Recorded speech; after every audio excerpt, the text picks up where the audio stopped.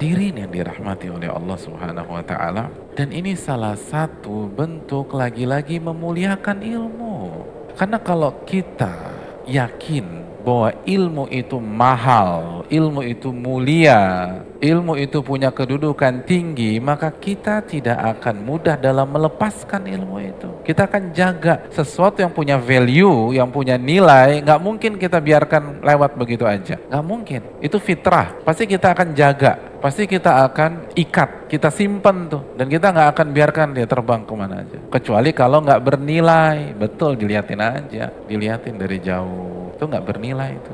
Kalau duit kan langsung kita jaga, kita ikat tuh duit, kita titipin, karena kita yakin uang itu punya nilai. Sekarang sederhana aja. Makanya ini salah satu parameter sejauh mana sih kita memuliakan ilmu. Lihat, nyatet apa enggak, dijaga nggak tuh, dibiarkan lepas begitu saja, atau benar-benar ditangkap, diikat, lalu ditaruh di tempat yang aman sehingga kita tidak kehilangan dia. Ini memuliakan ilmu. Dan sekali lagi kaedahnya hadirin sekalian, man lam yukrimil ilm la yukrimhul ilm. Barang siapa yang tidak memuliakan ilmu, maka Allah nggak akan memuliakannya dengan ilmu. Al jaza min jinsil amal, balasan itu tergantung jenis perbuatan. Kita harus muliakan, agungkan. Jadi memang kita harus yakini bahwa itu berharga.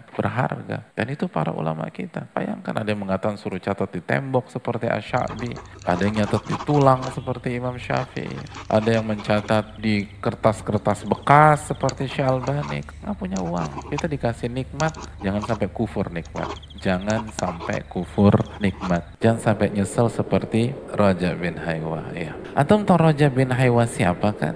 Raja bin Haywa itu sebagian ulama seperti Matar al-Waraq mengatakan, saya nggak pernah melihat ada orang Syam yang lebih afdol daripada Raja bin Haywa. Alim ini orang. Ulamanya Syam pada zamannya. Ulamanya Syam. Ulamanya Palestina, Libanon, Suriah, Yordania. Itu bisa lupa, nggak nyatet, dan nyeselnya minta ampun. Nah sekarang kita ulamanya siapa? Jawarannya Bekasi, jawarannya Jakarta, jawarannya Tangerang, sehingga kita nggak nyatet. Ini ulamanya, jawarannya, alimnya Syam. Saya nggak pernah melihat ada orang sealim itu di Syam kecuali Raja bin Haywa. Kecuali kalau antum bermadhab Imam Bukhari, baru gak usah nyatet. Karena Imam Bukhari, sebagaimana disampaikan dalam hadis sari, itu kalau datang ke kajian tidak nyatet. Ah ini anak kayaknya Pak Ustadz. Jadi ana dalam kajian madhab, ana Bukhari gitu.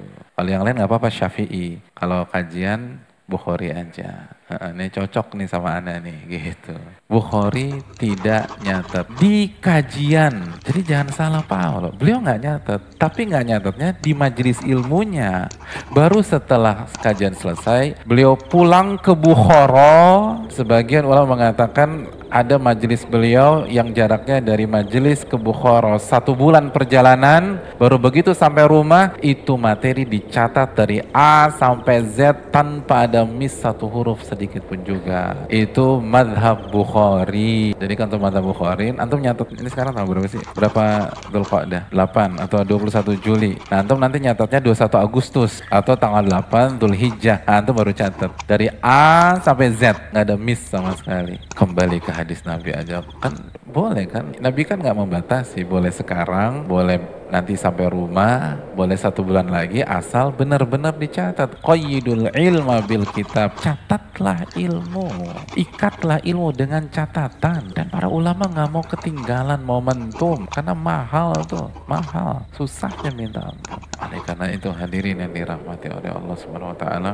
muliakanlah ilmu dengan cara jaga, ikat baik-baik, dan jangan biarkan dia lepas dengan mudah. Karena sesuatu yang kita yakini itu berharga dan punya value yang tinggi, kita tidak akan lepas begitu saja. Kalau kita lepas, maka secara nyata kita anggap ilmu itu tidak terlalu berharga. Ingat, secara umum orang itu tidak akan mengatakan, Ustadz ilmu tuh nggak berguna, Ustadz ilmu itu nggak bernilai, bagi aneh nih ilmu itu nggak ada artinya. Nggak ada orang berani ngomong demikian, tapi sikapnya yang menyatakan demikian.